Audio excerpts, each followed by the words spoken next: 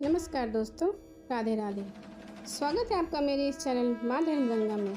आज हम महाभागवत देवी पुराण के 22वें अध्याय की कथा सुनेंगे।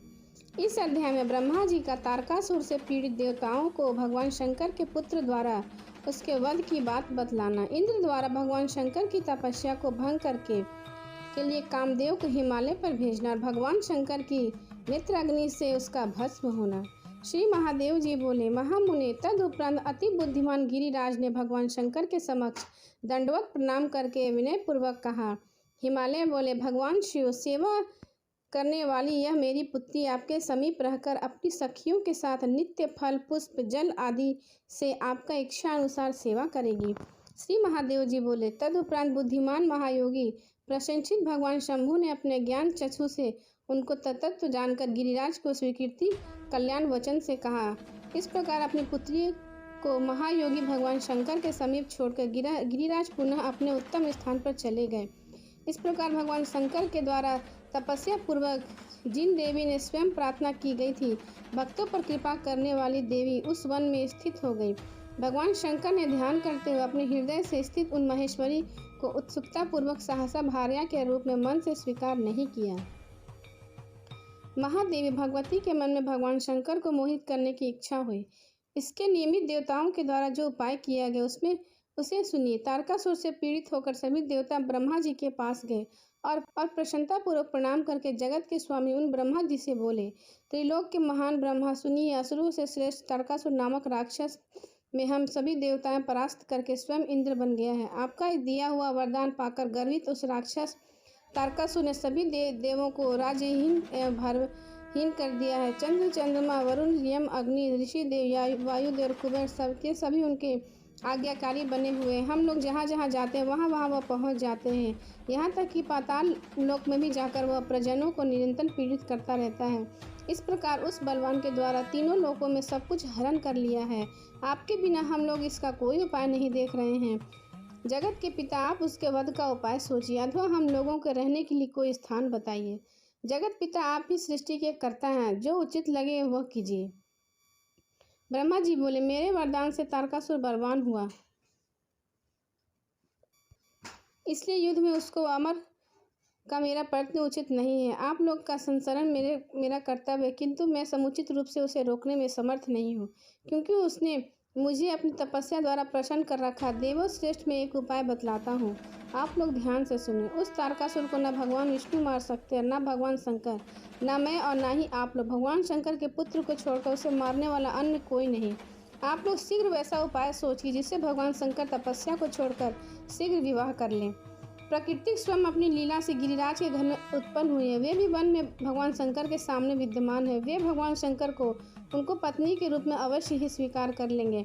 इसलिए देवगुण, जिस प्रकार शीघ्र ही भगवान शंकर का ध्यान भंग हो जाए, आप सभी भगवान शंकर को मोहित करने के लिए उस प्रकार का ही प्रयत्न करें। श्री महादेव जी बोले, उस परमात्मा ब्रह्मा की इस प्रकार की बात सुनकर सभी देवता अपने अपने स्थान पर चले गए। पितामह ब्रह्मा भी सभी देवताओं को इस प्रकार की बात कहकर अचानक उस तारकासुर के घर पहुंचे और उससे इस प्रकार बोले। ब्रह्मा जी बोले, तारका, तुम समस्त लोगों का शासन करो, उसके लिए तुम तपस्या की थी और मैंने भी वही वरदान दिया था। तुम स्वर्ग में निवास करने के लिए प्रार्थना नहीं की थी और मैंने भी कहा था कि तुम अधिक दिनों तक स्वर्ग में निवास करो।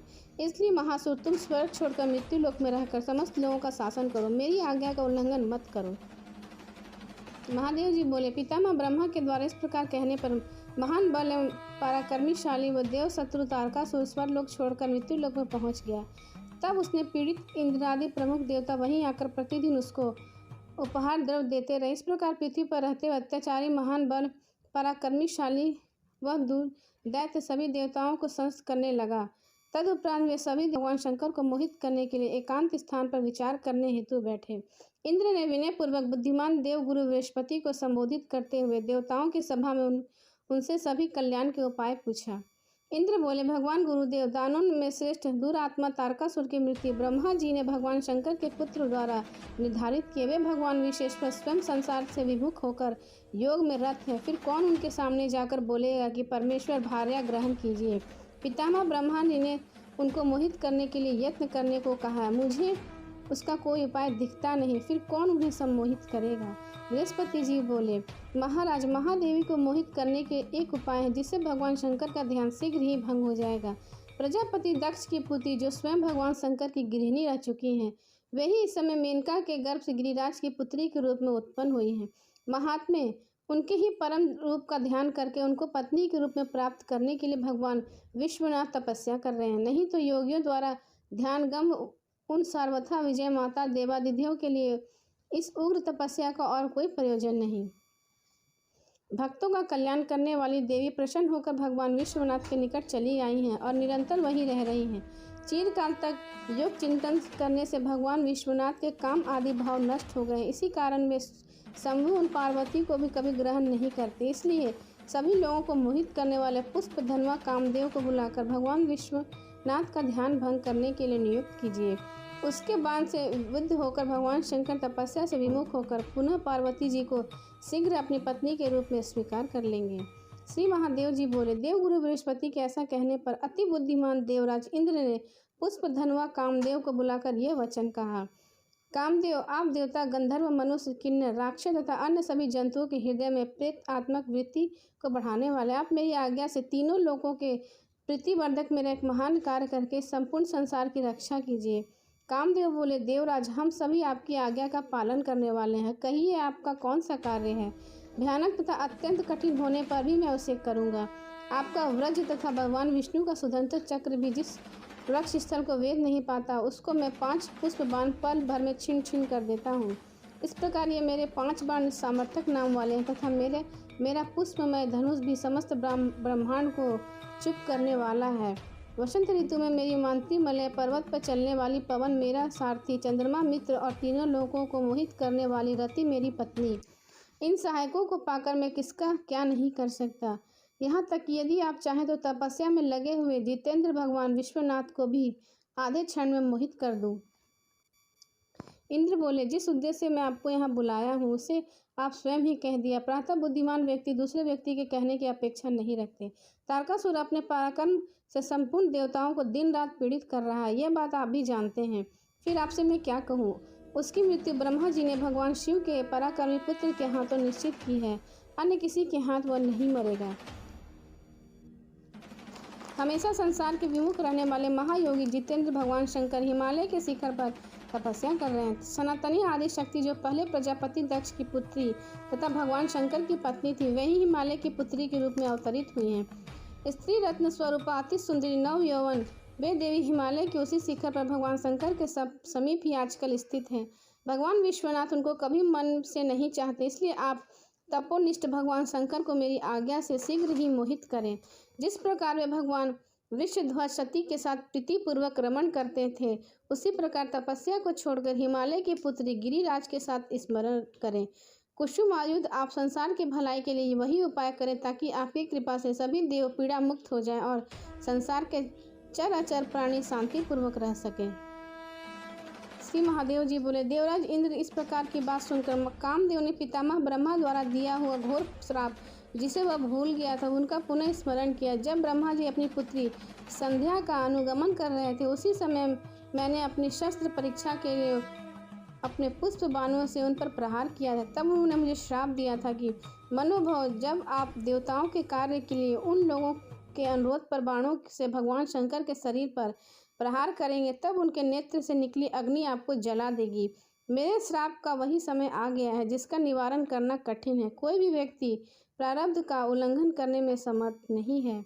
मुझे ब्रह्मा जी के श्राप को याद कर दुखी होते हुए कामदेव इंद्र की बात को पूर्व में अग्निकार कर लेने के कारण अन्यथा कुछ न कह सके। उन्होंने कहा, देवराज, आपने जो कहा है मैं उसे करूँगा और यात्मा परम योगी भगवान शंकर को मोहित करूँगा। किंतु प्रभु, क्रोध होकर यदि भगवान महादेव मुझे नष्ट कर दे, तब संपूर्ण देवताओं के साथ मेरे लिए प्रयत्न कीजिएगा। देवराज इंद्र ने भी उनको बार बार आश्वासन देते हुए कहा कि मैं सभी देवताओं के साथ आपके लिए प्रयत्न करूँगा। तदुपरांत देवराज की आज्ञा से रति और वसंत ने के साथ कामदेव शीघ्र ही भगवान शंकर के तपोवन में पहुंच गए।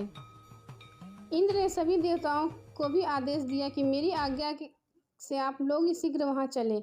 मेरी बात मानकर ये कामदेव देवताओं का कार्य संपन्न करते हेतु भगवान शंकर को मोहित करने का कठिन कार्य करेंगे। जिस जिस स्थान पर जाएंगे आप लोग इनकी सहायता करें और वहाँ वहाँ इनका अनुगमन करते हुए मुझे उस समय सावधान कर दे, जिससे कि जब ये कामदेव अति तेजस्वी भगवान महारुद्र को अपने सम्मोहन नामक बाण से मोहित करना आरंभ करे, तब मैं इनकी रक्षा करने के लिए वहाँ जाऊँगा।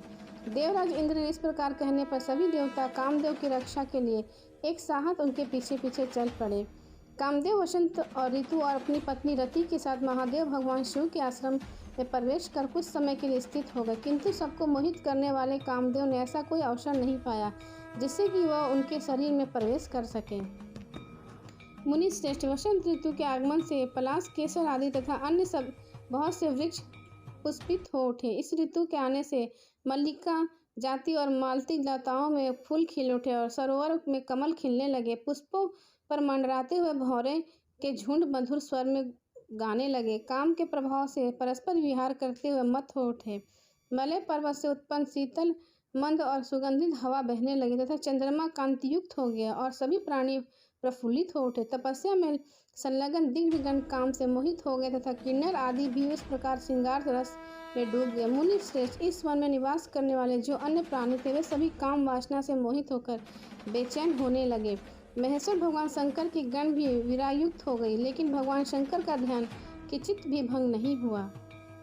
निश्चल भगवान शंकर को देखकर किंचित कामदेव धनुष उठाए जैसे ही आगे बढ़े, रति ने उन्हें रोक लिया और कहा, जलते हुए कालंगिनी के समान करोड़ों सूर्य की तरह कांति में योगनिष्ठ भगवान विश्वेश्वर की सम्मुख जाने में कौन समर्थ है। कामदेव ने ऐसा सुनकर इंद्र की कही बातों को स्वयं स्वीकार करने का स्मरण करके भगवान शिव को सम्मोहित करने हेतु बाण को धनुष पर चढ़ाया। उसी समय रुद्र अवतार भगवान शंकर को देखकर वह पुनः पीछे हट गया।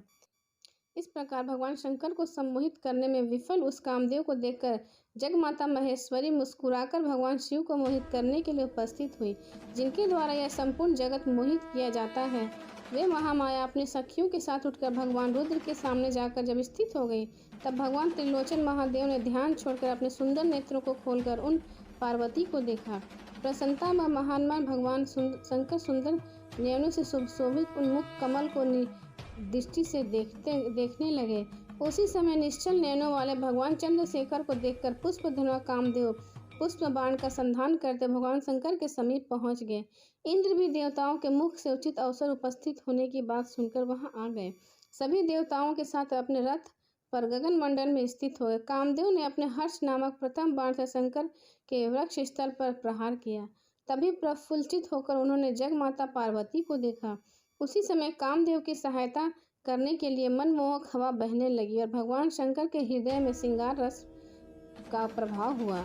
तब पुनः कामदेव ने फूल माला से सुसज्जित सम्मोहन नामक बाण को पुष्प धनुष पर चढ़ाकर संधान किया। उस समय उनकी परम सुंदरी पत्नी रति उनके दाहिने भाग में, प्रीति नामक पत्नी वान भाग में तथा सुखदायक ऋतुराज वसंत भाग में बैठे हुए थे। तभी देवताओं को देखते देखते हर्षित कामदेव ने जगत को मोहित कर लिया। कामदेव ने फूल माला से सुसज्जित सम्मोहन नामक बाण पुष्प धनुष चढ़ाकर संधान किया। तब सभी देवताओं ने कामदेव को बार बार प्रशंसा की। तीनों लोकों में इन कामदेव के लिए कुछ भी असाध्य नहीं। तब विश्वेश्वर भगवान शंकर स्मरण पूर्वक इंद्रगिरी करके सोचने लगे कि इसका विकार का कारण क्या है। तभी बीच पितामह ब्रह्मा ने वहां आकर कामदेव, उनके पुण्य एवं धनुष बाण, उनकी ये चेतन शक्ति ऋतुराज वसंत को हटा दिया तथा पुनः अपने स्थान पर लौट गए। कामदेव ने ही मेरा अतिक्रमण किया, ऐसा मन में विचार करने से कालागन के समान नेत्रों वाले भगवान रुद्र क्रोध से जल उठे। तदुपरांत क्रोध से दधकते हुए इनके तीसरे नेत्र से भीषण अग्नि प्रकट हुई, मानो वह संपूर्ण